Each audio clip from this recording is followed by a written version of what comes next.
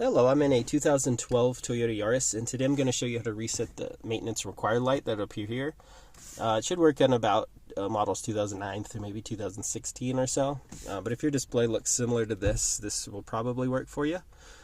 So first, we're going to turn the vehicle to the on position, left the motor off, just the on ignition position, and then you'll see this is lit up here in a moment.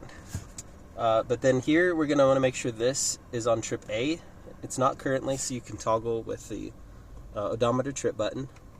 So we're putting it on trip A. Right there. Okay.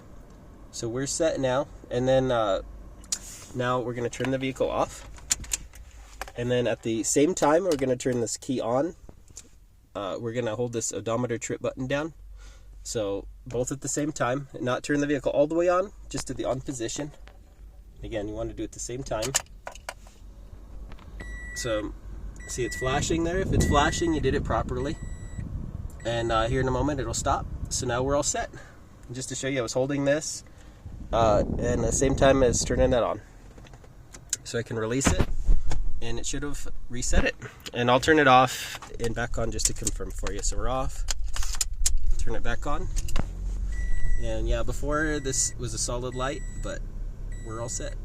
Yeah, and typically you only want to clear that if you've got like a recent oil change. That's typically what that light's for, just a reminder to get your oil changed regularly so you're maintaining a healthy motor and all the components. But I hope this video was helpful.